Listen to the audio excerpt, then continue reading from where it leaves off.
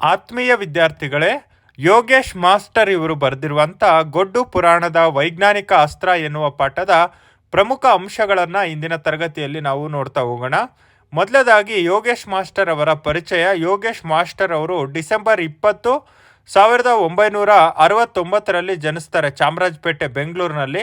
ಇವರು ಕಾವ್ಯ, ಕಾದಂಬರಿ, ಪ್ರಬಂಧಗಳು, ಸಂಶೋಧನಾತ್ಮಕ ಲೇಖನಗಳು, ನಾಟಕ, ಗೀತೆ, ಚಿತ್ರಕಥೆ, ಸಂಭಾಷಣೆ, ಹಲವಾರು ರೀತಿಯಲ್ಲಿ ಅವರು ಸಾಹಿತ್ಯ ಪ್ರಕಾರಗಳಲ್ಲಿ ಕೃಷಿಯನ್ನು ಮಾಡಿದ್ದಾರೆ. 19ನೇ ವಯಸ್ಸಿನಲ್ಲಿ ಸ್ವತಂತ್ರ ಕೃತಿಯಾಗಿ ಅನ್ನ ಹೃದಯ ಅನ್ನುವಂಥ ಕವನ ಸಂಕಲನ ಮೊಟ್ಟ ಮೊದಲ ಬಾರಿಗೆ ಪ್ರಕಟಗೊಳ್ಳುತ್ತೆ. ಅಲ್ಲಿಂದ ಕಂಟಿನ್ಯೂ ಆಗಿ ಇವರು ಭಾಳಷ್ಟು ಸಾಹಿತ್ಯ ಕೃತಿಗಳನ್ನ ಬರೆದಿದ್ದಾರೆ. ನಾನು ಅಲ್ಲಿ ಕೊಡ್ತಾ ಹೋಗಿದ್ದೇನೆ. ಅಷ್ಟಲ್ಲದೇ ಇಲ್ಲಿ ಮುಖ್ಯವಾಗಿ ಅವರು ಸಿನಿಮಾ ಕ್ಷೇತ್ರದಲ್ಲೂ ಕೂಡ ಮತ್ತು ರಂಗಭೂಮಿಯಲ್ಲೂ ಕೂಡ ಭಾಳಷ್ಟು ಕೆಲಸವನ್ನು ಮಾಡಿದಂಥವ್ರು, ರಂಗ ಪ್ರಯೋಗಗಳನ್ನು ಮಾಡಿದಂಥವ್ರು. ಅದನ್ನು ನೀವೇ ಇಲ್ಲಿ ನೋಡ್ಕೋಬೋದು. ಇದಾದ ಮೇಲೆ ನೇರವಾಗಿ ನಾವೀಗ ಇದಕ್ಕೆ ಸಂಬಂಧಪಟ್ಟಂತಹ ಪ್ರಶ್ನೆಗಳ ಕಡೆಗೆ ಗಮನ ಕೊಡೋಣ ವಿದ್ಯಾರ್ಥಿಗಳೇ. ಗೊಡ್ಡು ಪುರಾಣ ವೈಜ್ಞಾನಿಕ ಅಸ್ತ್ರ ಈ ಒಂದು ಪಾಠದಲ್ಲಿ ಮುಖ್ಯವಾಗಿ 3 ಪ್ರಶ್ನೆ ನಿಮಗೆ ಬರುವಂಥದ್ದು. ಮೊದಲನೇ ಪ್ರಶ್ನೆ ನೋಡಿ, ವಿಜ್ಞಾನದ ನೆರವು ಮತ್ತು ವೈಜ್ಞಾನಿಕ ಸೆಳವನ್ನು ಪ್ರಬಂಧದ ಹಿನ್ನೆಲೆಯಲ್ಲಿ ವಿವರಿಸಿ ಅಂತ ಪ್ರಶ್ನೆ 1 ಇರುತ್ತೆ. ಪ್ರಶ್ನೆ 2, ವೇದ ವಿಜ್ಞಾನ ಮತ್ತು ಕುಂಡಲಿನಿ ಯೋಗದ ಕುರಿತು ಬರೆಯಿರಿ ಅನ್ನುವಂತಹ ಒಂದು ಪ್ರಶ್ನೆ ಇರುತ್ತೆ. ಇನ್ನು 3ನೇ ಪ್ರಶ್ನೆ, ಗೊಡ್ಡು ಪುರಾಣದ ವೈಜ್ಞಾನಿಕ ಅಸ್ತ್ರ ಪ್ರಬಂಧದ ಆಶಯವನ್ನು ಚರ್ಚಿಸಿ ಅನ್ನುವ ಪ್ರಶ್ನೆ ನಿಮಗೆ ಬರ್ತಾ ಹೋಗುತ್ತೆ ವಿದ್ಯಾರ್ಥಿಗಳೇ. ಇಷ್ಟು ಪ್ರಶ್ನೆಗಳಿರುತ್ತೆ. ನಾನಿಲ್ಲಿ ನಿಮಗೆ ಈ 3 ಪ್ರಶ್ನೆಗಳಿಗೆ ಸಂಬಂಧಪಡುವಂತಹ ಕೆಲವು ಪ್ರಮುಖ ಪಾಯಿಂಟ್ಗಳನ್ನು ನಿಮ್ಗೆ ಕೊಡ್ತಾ ಹೋಗ್ತೀನಿ. ಆ ಪಾಯಿಂಟ್ಗಳನ್ನು ನೋಡಿಕೊಂಡು ಆ ಪಾಯಿಂಟ್ಗಳನ್ನು ನೀವು ಬರೆದ್ರೆ ಖಂಡಿತ ಒಳ್ಳೆ ಉತ್ತರ ಆಗ್ಬೋದು. ಅದಕ್ಕೋಸ್ಕರ ಪಾಯಿಂಟ್ ಥರ ನಾನು ನಿಮ್ಗೆ ಕೊಡ್ತಾ ಇದ್ದೀನಿ.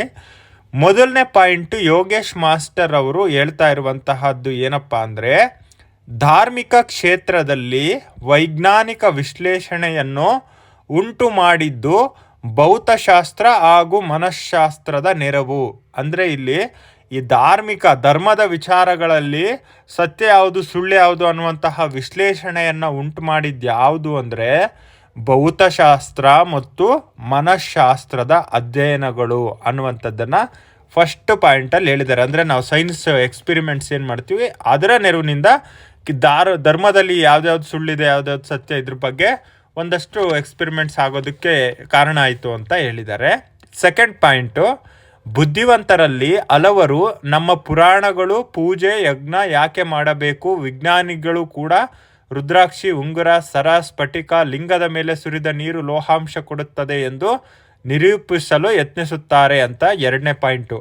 ಅಂದರೆ ಇಲ್ಲಿ ತೀರಾ ಅಮಾಯಕರು, ಅನಾಗರಿಕರು, ಅನಕ್ಷರಸ್ಥರು ಕೆಲವು ಅಂಶಗಳನ್ನ ಫಾಲೋ ಮಾಡ್ತಾ ಇರ್ತಾರೆ. ಆದರೆ ಈಗ ಇನ್ನೂ ಒಂದು ವಿಪರ್ಯಾಸ ಏನು ಅಂತ ಹೇಳ್ತಾ ಇದ್ದಾರೆ ಅಂದರೆ, ಬುದ್ಧಿವಂತರಲ್ಲಿ ಯಾರು ಓದ್ಕೊಂಡಿರ್ತಾರೆ, ಬುದ್ಧಿವಂತರಾಗಿರ್ತಾರೆ, ಆ ಬುದ್ಧಿವಂತರಲ್ಲಿ ಕೆಲವರು ಏನು ಮಾಡ್ತಾರೆ ಅಂದರೆ ನಮ್ಮ ಪುರಾಣಗಳು ಮತ್ತು ನಮ್ಮ ಪೂಜೆ, ನಮ್ಮ ಯಜ್ಞಗಳನ್ನು ಯಾಕೆ ಮಾಡಬೇಕು ಅಂತ ಸೈಂಟಿಫಿಕ್ ಎಕ್ಸಾಂಪಲ್ಸನ್ನು ಕೊಡೋದ್ರ ಮೂಲಕ ಬುದ್ಧಿವಂತರನ್ನು ಕೆಲವು ಗೊಡ್ಡು ವಿಚಾರಗಳಿಗೆ ಒಡ್ಡುವಂತಹ ಪ್ರಯತ್ನವನ್ನು ಮಾಡ್ತಾರೆ ಅನ್ನುವಂಥದ್ದನ್ನು ಇಲ್ಲಿ ಹೇಳ್ತಾ ಇದ್ದಾರೆ. ಅಂದರೆ ಸೈಂಟಿಫಿಕ್ ಕೆಲವು ಫ್ಯಾಕ್ಟ್ಸ್ನ ಹೇಳ್ಬಿಟ್ಟು ಇದನ್ನು ಮಾಡಿದ್ರೆ ಹಿಂಗಾಗುತ್ತೆ ಅಂತ ಅಟ್ರಾಕ್ಟ್ ಮಾಡ್ತಾರೆ ಅನ್ನೋದನ್ನು ಇಲ್ಲಿ ಹೇಳ್ತಾ ಇದ್ದಾರೆ ಸೆಕೆಂಡ್ ಪಾಯಿಂಟಲ್ಲಿ. ಇನ್ನು 3ನೇ ಪಾಯಿಂಟು, ಮಂತ್ರಗಳ ಉಚ್ಚಾರದಿಂದ ದೇಹದಲ್ಲಿ ತರಂಗಗಳು ಉಂಟಾಗಿ ಲಾಭವಾಗುತ್ತದೆ ಎಂದು ಹೇಳುತ್ತಿರುವುದು.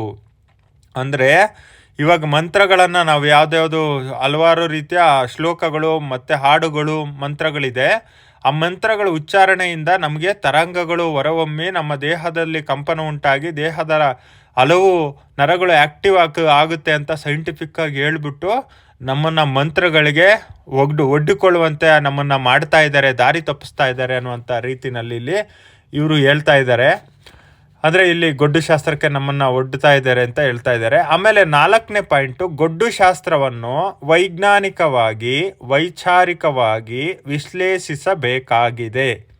ಅಂದರೆ ಇದನ್ನು ಈ ಗೊಡ್ಡು ಶಾಸ್ತ್ರವನ್ನು ನಾವೇನು ಮಾಡಬೇಕು ಅಂದರೆ ವೈಜ್ಞಾನಿಕವಾಗಿ ವೈಚಾರಿಕವಾಗಿ, ಅಂದರೆ ಇದು ಸೈನ್ಸ್ ರೀಸನ್ಸ್ ಎಷ್ಟಿದೆ, ಇದರಲ್ಲಿ ಮಿತ್ ಯಾವುದು ಟ್ರುತ್ ಯಾವುದು ಅನ್ನೋದನ್ನು ಡಿಸ್ಕಷನ್ ಮಾಡಬೇಕಾಗಿದೆ, ವಿಶ್ಲೇಷಣೆ ಮಾಡಬೇಕಾಗಿದೆ. ಎಷ್ಟು ಪರ್ಸೆಂಟ್ ಇದರಲ್ಲಿ ಸತ್ಯ ಯಾವುದು ಸುಳ್ಳು ಯಾವುದು ಅಂತ ನಾವು ಅದರಲ್ಲಿ ಒಂದಷ್ಟು ಅನಾಲಿಸಿಸ್ ಮಾಡಬೇಕು ಅನ್ನೋದನ್ನು ಹೇಳ್ತಾ ಇದ್ದಾರೆ 4ನೇ ಪಾಯಿಂಟ್. ಇನ್ನು 5ನೇ ಪಾಯಿಂಟಿಗೆ ಬಂದುಬಿಡೋಣ. ಮೂಢನಂಬಿಕೆಯಲ್ಲಿ ವಿಜ್ಞಾನಿಗಳು ವಿಚಾರವಾದಿಗಳು ಕೂಡ ಸೇರ್ಕೊಂಡ್ಬಿಟ್ಟಿದ್ದಾರೆ. ಅಂದರೆ ಇಲ್ಲಿ ಮೂಢನಂಬಿಕೆಯನ್ನು ಓಡಿಸ್ಬೇಕಾದಂತಹ ವಿಚಾರವಂತರು, ಬುದ್ಧಿವಂತರು, ವಿಜ್ಞಾನಿಗಳೇ ಸೇರ್ಕೊಂಡ್ಬಿಟ್ಟಿದ್ದಾರೆ. ಇವತ್ತಿನ ದಿನ ವಿಜ್ಞಾನಿಗಳೇ ಹೋಮ ಪೂಜೆ ಮತ್ತು ಅದು ಇದು ಕೆಲವು ವಿಚಾರಗಳಿಗೆ ನಂಬಿಕೆಯನ್ನು ಇಡುವಂಥದ್ರ ಬಗ್ಗೆ ಇಲ್ಲಿ ಅವರು ಟೀಕೆಯನ್ನು ಮಾಡಿದ್ದಾರೆ. ಅದಕ್ಕೋಸ್ಕರ ಇದು 5ನೇ ಪಾಯಿಂಟು. ಇನ್ನು 6ನೇ ಪಾಯಿಂಟು, ಬೊಟ್ಟು, ಜನಿವಾರ, ಬಳೆ, ಕಾಲುಂಗುರ ಮೂಲಕ ಆಚರಣೆಗಳನ್ನು ಜೀವಂತವಾಗಿರಿಸುವ ಪ್ರಯತ್ನವನ್ನು ಮಾಡ್ತಾರೆ ಅಂತ ಯೋಗೇಶ್ ಮಾಸ್ಟ್ರು 6ನೇ ಪಾಯಿಂಟಲ್ಲಿ ಹೇಳ್ತಾ ಹೋಗ್ತಾರೆ. ಅಂದರೆ ಇಲ್ಲಿ ಆಚರಣೆಗಳನ್ನು ಜೀವಂತವಾಗಿರಿಸ್ಬೇಕು, ನಮ್ಮ ಪೂರ್ವಿಕರು ಹಿಂದಿನಿಂದ ಏನು ನಡ್ಸ್ಕೊಂಡ್ಬಂದಿದ್ದಾರೆ ಅದನ್ನು ಉಳಿಸ್ಬೇಕು ಅನ್ನೋ ಕಾರಣಕ್ಕೋಸ್ಕರ ಕೆಲವು ಅಂಶಗಳನ್ನ ಬೇಕಂತಲೇ ಹೇಳ್ತಾರೆ ಅನ್ನುವಂಥದ್ದನ್ನು ಇಲ್ಲಿ ಹೇಳ್ತಾ ಇದ್ದಾರೆ. ಅದನ್ನು ಪಾಲನೆ ಮಾಡಬೇಕು, ಇದನ್ನು ಪಾಲನೆ ಮಾಡಬೇಕು ಅನ್ನುವಂಥದ್ದನ್ನು ಹೇಳ್ತಾರೆ ಅನ್ನುವಂತಹ ಒಂದು ಪಾಯಿಂಟನ್ನು ಕೂಡ ಇಲ್ಲಿ ಯೋಗೇಶ್ ಮಾಸ್ಟರ್ ಹೇಳಿದ್ದಾರೆ. ಇನ್ನು ನಮಗೆ 7ನೇ ಪಾಯಿಂಟನ್ನು ನೋಡ್ತಾ ಹೋಗೋದಾದರೆ ನಾವಿಲ್ಲಿ 7ನೇ ಪಾಯಿಂಟಲ್ಲಿ ನಿತ್ಯಾನಂದರ ಕುಂಡಲಿನಿ ಯೋಗ ಆಗಿರ್ಬೋದು, ಆರ್ಟ್ ಆಫ್ ಲಿವಿಂಗ್ ಅಂದರೆ ರವಿಶಂಕರ್ ಗುರೂಜಿಯವರ ಸುದರ್ಶನ ಕ್ರಿಯೆ ಅದನ್ನು ಕೂಡ ಇಲ್ಲಿ ಮೆನ್ಷನ್ ಮಾಡಿದ್ದಾರೆ. ಅಂದರೆ ನಿತ್ಯಾನಂದರ ಕುಂಡಲಿನಿ ಯೋಗ, ಆರ್ಟ್ ಆಫ್ ಲಿವಿಂಗ್ನ ಸುದರ್ಶನ ಕ್ರಿಯೆಗೆ ವಿದ್ಯಾವಂತರು ಹೋಗ್ತಾ ಇದ್ದಾರೆ, ವಿದ್ಯಾವಂತರು ಅದನ್ನು ಒಪ್ಕೊಳ್ತಾ ಇದ್ದಾರೆ, ಅಟ್ರಾಕ್ಟ್ ಆಗ್ತಿದ್ದಾರೆ, ಅಫಿಷಿಯಲ್ಸ್ಗಳೆಲ್ಲ ಇದನ್ನು ಒಪ್ಕೊಂಡಿದ್ದಾರೆ ಅನ್ನುವಂಥ ರೀತಿಯಲ್ಲಿ ಅವರು ಟೀಕೆ ಮಾಡ್ತಾ ಇದ್ದಾರೆ. ಇದು ಅವರ ಅಭಿಪ್ರಾಯ, ಇದೇ ಎಲ್ಲ ಅಂತ ಹೇಳೋಕ್ಕಾಗಲ್ಲ. ಆದರೆ ಈ ಪಾಠದಲ್ಲಿ ಕೊಟ್ಟಿರುವಂಥದ್ದಕ್ಕೆ ನಾನು ಹೇಳಬೇಕಾಗುತ್ತೆ. ಸೊ ವಿದ್ಯಾವಂತರು ಇಲ್ಲಿ ಅಟ್ರಾಕ್ಟ್ ಆಗ್ತಿದ್ದಾರೆ ಅಂತ ಅವ್ರು ಹೇಳ್ತಾರೆ. ಆಮೇಲೆ 8ನೇ ಪಾಯಿಂಟ್ಗೆ ಹೋಗೋಣ. ಪರರ ಖಂಡನೆ, ಸ್ವಂತಿಕೆ ಮಂಡನೆ, ಮತ್ತು ನಮ್ಮದೇ ಎಲ್ಲದಕ್ಕೂ ಮೂಲ, ವೇದಗಳೇ ಉತ್ಕೃಷ್ಟ, ಅವೇ ಜ್ಞಾನಕ್ಕೆ ಮೂಲ. ಅಂದರೆ ನಾವೇ ಗ್ರೇಟು ಅನ್ನುವಂಥ ಭಾವನೆ ಇರಬಾರ್ದು ಅನ್ನೋದನ್ನು ಈ ಪಾಯಿಂಟಲ್ಲಿ ಹೇಳ್ತಾ ಇದ್ದಾರೆ. ಯಾವ ಥರ ಹೇಳ್ತಾರೆ ನೋಡಿ, ಪರರ ಖಂಡನೆ, ಬೇರೆಯವ್ರನ್ನ ನಾವೇನು ಮಾಡ್ತೀವಿ, ಖಂಡಿಸ್ತೀವಿ, ಬೇರೆಯವ್ರು ಏನು ಮಾಡಿದ್ದಾರೆ, ಎಲ್ಲ ನಾವೇ ಮಾಡಿದ್ದೀವಿ ಅಂತ. ಸ್ವಂತಿಕೆ ಮಂಡನೆ ಅಂದರೆ ನಮ್ಮದೇ ಎಲ್ಲ ಮೂಲ, ಎಲ್ಲ ಭಾರತದಿಂದನೇ ಬಂದಿದ್ದು, ಭಾರತದ ವಿಚಾರಗಳನ್ನ ಇಲ್ಲಿ ಕಾಪಿ ಮಾಡಿದ್ದಾರೆ ಅನ್ನೋ ರೀತಿಯಲ್ಲಿ ನಾವುಗಳು ಏನು ಮಾಡ್ತೀವಿ ಅಂದರೆ ನಮ್ಮ ವಿಚಾರಗಳನ್ನು ಹೋಲ್ಡ್ ಮಾಡುವಂಥ ಪ್ರಯತ್ನವನ್ನು ಮಾಡ್ತೀವಿ. ಅಂದರೆ ನಮ್ಮದನ್ನು ನಾವು ಹೇಳ್ಕೊಡೋದಕ್ಕೆ ಶುರು ಮಾಡ್ತೀವಿ. ಅಂದರೆ ನಮ್ಮದೇ ಎಲ್ಲದಕ್ಕೂ ಮೂಲ, ಪ್ರಪಂಚಕ್ಕೆ ಮೊದಲನೇ ಎಲ್ಲ ವಿಚಾರ ಬಂದಿದ್ದು ನಮ್ಮಿಂದಾನೇ ಅನ್ನೋದನ್ನು ನಾವು ಇಲ್ಲಿ ಹೇಳ್ತಾ ಇದ್ದೀವಿ ಅನ್ನೋದನ್ನು ಇಲ್ಲಿ ಹೇಳ್ತಾ ಇದ್ದಾರೆ. ಅಂದರೆ ಇಲ್ಲಿ ವೇದಗಳೇ ಶ್ರೇಷ್ಠ, ಎಲ್ಲ ಬಂದಿದ್ದು ಯಾವುದರಿಂದ, ಪ್ರಪಂಚದ ಎಲ್ಲ ಬಂದಿರೋದು ವೇದಗಳಿಂದ ಅನ್ನೋದನ್ನು ನಾವು ಹೇಳ್ತೀವಿ. ಅವೆಲ್ಲ ಅವೇ ಜ್ಞಾನಕ್ಕೆ ಮೂಲ ಅಂತಲೂ ಹೇಳ್ತೀವಿ ಅಂತ ಹೇಳ್ತಾ ಇದ್ದಾರೆ ಈ ಪಾಯಿಂಟಲ್ಲಿ. ನೆಕ್ಸ್ಟ್ ಇಲ್ಲಿ ನೋಡಿ 9ನೇ ಪಾಯಿಂಟಲ್ಲಿ ಅವ್ರು ಹೇಳ್ತಾರೆ, ಅದಕ್ಕೆ ಸಂಬಂಧಪಟ್ಟಂತೆ ಇನ್ನೂ ಮುಂದುವರೆದು, ಚಿಂತನೆ ಪರಿಕಲ್ಪನೆ ಯಾರೊಬ್ಬರ ಸ್ವತ್ತಲ್ಲ, ಪ್ರಯೋಗಶೀಲತೆ ಪ್ರಕೃತಿಯ ಆಧಾರವಾಗಿದೆ. ಅಂದರೆ ಚಿಂತನೆ ಅನ್ನುವಂಥದ್ದು, ಪರಿಕಲ್ಪನೆ ಅನ್ನುವಂಥದ್ದು ಇದು ಯಾರ್ದೋ ಒಬ್ಬರದು ಸ್ವತ್ತಲ್ಲ. ಬಿಕಾಸ್ ಚಿಂತನೆ ಯಾರು ಬೇಕಾದರೂ ಮಾಡ್ಬೋದು, ಪರಿಕಲ್ಪನೆಯನ್ನು ಯಾರು ಬೇಕಾದ್ರೂ ರೂಪಿಸಿರ್ಬೋದು. ಇವಾಗ ನಿಮಗೆ ಬಂದಿರೋ ಚಿಂತನೆ ಪ್ರಪಂಚದಲ್ಲಿ ಬೇರೆ ಯಾರಿಗೂ ಬಂದಿರ್ಬೋದು, ಹಾಗೆಯೇ ಇನ್ನೊಬ್ಬರಿಗೆ ಅದೇ ಇದು ಪರಿಕಲ್ಪನೆಯನ್ನು ಅವರು ರೂಪಿಸಿರ್ಬೋದು. ಅದನ್ನು ಇಲ್ಲಿ ಹೇಳ್ತಾ ಇದ್ದಾರೆ. ಆಮೇಲೆ ಪ್ರಯೋಗಶೀಲತೆ ಪ್ರಕೃತಿಯ ಆಧಾರವಾಗಿದೆ. ಅಂದರೆ ನಾವಿಲ್ಲಿ ಒಂದು ಪ್ರಯೋಗ ಮಾಡ್ತೀವಿ, ಒಂದು ಎಕ್ಸ್ಪಿರಿಮೆಂಟ್ ಮಾಡ್ತೀವಿ ಅಂದರೆ ಆ ಎಕ್ಸ್ಪಿರಿಮೆಂಟಲ್ ವಿಚಾರಗಳು ನಮ್ಮ ತಲೆ ಒಳಗೆ ಹೆಂಗೆ ಬರುತ್ತೆ ಅಂದರೆ ಅಲ್ಲಿನ ಪ್ರಾಕೃತಿಕ ವಿಚಾರಗಳು. ಈಗ ಅಲ್ಲಿ ಯಾವುದೋ ಊರಿನಲ್ಲಿ ಭೂಕಂಪ ಆಗತ್ತೆ, ಆ ಭೂಕಂಪ ಆದಂಥ ಸಂದರ್ಭದಲ್ಲಿ ಭೂಕಂಪದ ವಿಚಾರದ ಬಗ್ಗೆ ನಾವೇನು ಮಾಡ್ತೀವಿ, ಅಲ್ಲಿ ಒಂದಷ್ಟು ಎಕ್ಸ್ಪೆರಿಮೆಂಟ್ಸ್ ನಾವು ಮಾಡುವಂಥದ್ದು ಅನಿವಾರ್ಯತೆ ಬರುತ್ತೆ, ರೆಡಿಮೇಡ್ ಮನೆಗಳು ಕಟ್ಟುವಂಥದ್ದು ಬರುತ್ತೆ. ಹಾಗೆ ಅಲ್ಲಿ ಪ್ರಾಕೃತಿಕವಾಗಿ ಉಟ್ಕೊಂಡಿರುವಂಥದ್ದು ಇದು ಪ್ರಯೋಗಶೀಲತೆ ಅನ್ನುವಂಥದ್ದನ್ನು ಹೇಳ್ತಾ ಇದ್ದಾರೆ. ಆಮೇಲೆ ಇಲ್ಲಿ 10ನೇ ಪಾಯಿಂಟಲ್ಲಿ ಹೇಳ್ತಾರೆ, ಪುಷ್ಪಕ ವಿಮಾನ ಮತ್ತು ರೈಟ್ ಸಹೋದರರ ವಿಮಾನದ ಬಗ್ಗೆ ಚರ್ಚೆ ಮಾಡ್ತಾರೆ. ನಾವು ಬಂದ್ಬಿಟ್ಟು ರೈಟ್ ಸಹೋದರರು ವಿಮಾನವನ್ನು ಕಂಡುಹಿಡಿದಿದ್ದು ಅಂತ ಎಲ್ಲರೂ ಹೇಳ್ತಾ ಇದ್ದಾರೆ. ಆದರೆ ನಮ್ಮಲ್ಲಿ ಕೆಲವರು ಹೇಳ್ತಾರೆ ಪುಷ್ಪಕ ವಿಮಾನ ಕಲ್ಪನೆ ನಮ್ಮ ಭಾರತದಲ್ಲಿತ್ತು, ಭಾರತವೇ ಮೂಲ ವಿಮಾನ, ಅದಕ್ಕೆ ಫಸ್ಟ್ ಆ ಕಾಲದಲ್ಲೇ ಇತ್ತು ಅನ್ನೋದನ್ನು ಹೇಳ್ತಾರೆ. ಹಾಗಾಗಿ ಇಲ್ಲಿ ಪುಷ್ಪಕ ವಿಮಾನ, ರೈಟ್ ಸಹೋದರರ ವಿಮಾನದ ವಿಚಾರ ಬಿಟ್ಟರೆ ಬೇರೆ ಯಾರೂ ಮಾಡೇ ಇಲ್ವಾ ಅಂದರೆ ಖಂಡಿತ ಭಾಳಷ್ಟು ವಿಮಾನದ ಬಗ್ಗೆ ಭಾಳಷ್ಟು ಜನ ಕಂಡಿಡ್ದಿರ್ಲೂಬಹುದು ಅನ್ನೋದನ್ನು ಕೂಡ ಇಲ್ಲಿ ಯೋಗೇಶ್ ಮಾಸ್ಟರ್ ಹೇಳ್ತಿದ್ದಾರೆ. ಅಂದರೆ ಅವ್ರು ಕಂಡಿಡಿದ ತಕ್ಷಣ ಅವರೇ ಫಸ್ಟ್ ಅಂತಲ್ಲ, ಅಲ್ಲೂ ಬೇರೆ ಬೇರೆಯವ್ರದ್ದು ಪ್ರಯತ್ನಗಳು ಬೇರೆ ಬೇರೆ ಮೂಲೆಯಲ್ಲಿ ಗೊತ್ತಿಲ್ಲದೆ ಇರೋ ನಡೆದಿರುತ್ತೆ ಅನ್ನೋದನ್ನು ಇಲ್ಲಿ ಹೇಳ್ತಾ ಇದ್ದಾರೆ.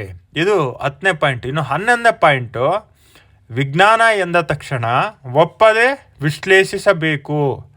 ಅಂದರೆ ಇಲ್ಲಿ ವಿಜ್ಞಾನ ಎಂದ ತಕ್ಷಣ ಒಪ್ಪದೆ ವಿಶ್ಲೇಷಿಸಬೇಕು. ಅಂದರೆ ಇಲ್ಲಿ ಸೈನ್ಸ್ ಅಂದ ತಕ್ಷಣ ನಾವು ತಕ್ಷಣವೇ ಒಪ್ಕೊಂಡ್ಬಿಡ್ಬಾರ್ದು. ಇದು ಸೈನ್ಸ್ ಅಪ್ಪ, ಹಿಂಗೆ ಮಾಡಿದ್ರೆ ನೋಡಿ ಈ ಥರ ಲಾಭ ಆಗುತ್ತೆ ನಿನಗೆ, ಈ ಥರ ಪೂಜೆ ಮಾಡೋ ಅಂದ ತಕ್ಷಣ ಅಲ್ಲಿ ಆ ಸೈನ್ಸು ಇದೆ ಅನ್ನೋದು ಅವ್ರು ಹೇಳ್ಬಿಡ್ತಾರೆ. ಆದರೆ ಅದು ಸೈನ್ಸ್ ಯಾವ ಥರ ಇದೆ, ಅವನು ಯಾವ ದೃಷ್ಟಿಕೋನದಲ್ಲಿ ಹೇಳ್ದ, ಅದು ನಿಜವಾಗ್ಲೂ ಸತ್ಯದ ಸೈನ್ಸಾ, ಸುಳ್ಳಿನ ಸೈನ್ಸಾ, ಸೈನ್ಸ್ ಹೆಸರಿನಲ್ಲಿ ನಡೀತಿರುವಂತಹ ಒಂದು ಅಪಪ್ರಚಾರನ ಅಥವಾ ಸ್ವಾರ್ಥ ಸಾಧನೆನ, ಇದನ್ನು ಅಲ್ಲಿ ಚರ್ಚೆಗೆ ಇಡಬೇಕು ಅನ್ನೋದನ್ನು ಅಲ್ಲಿ ಹೇಳಿದ್ದಾರೆ. ತಕ್ಷಣ ಒಪ್ಪದೆ ಅದನ್ನು ವಿಶ್ಲೇಷಣೆ ಮಾಡ್ಕೋಬೇಕು, ನಾವು ಕ್ರಿಟಿಸೈಸ್ ಮಾಡಬೇಕು ಅನ್ನೋದನ್ನು ಹೇಳ್ತಾ ಇದ್ದಾರೆ. ಇನ್ನು 12ನೇ ಪಾಯಿಂಟ್, ಕೊನೆ ಪಾಯಿಂಟು, ನಿತ್ಯಾನಂದನ ಆಶ್ರಮದಲ್ಲಿನ ಕುಂಡಲಿನಿ ಯೋಗ ಬಗ್ಗೆ ಇಲ್ಲಿ ಚರ್ಚೆ ಮಾಡಿದ್ದಾರೆ. ಅಂದರೆ ನಿತ್ಯಾನಂದನ ಆಶ್ರಮದಲ್ಲಿ ಹೆಂಗೆ ಯಾವ ರೀತಿಯಾಗಿ ಅತಿರೇಕದ ನಡವಳಿಕೆಗಳು ಇರ್ತಿತ್ತು, ಶೋಷಣೆ ಮಾಡ್ತಾ ಇದ್ದ.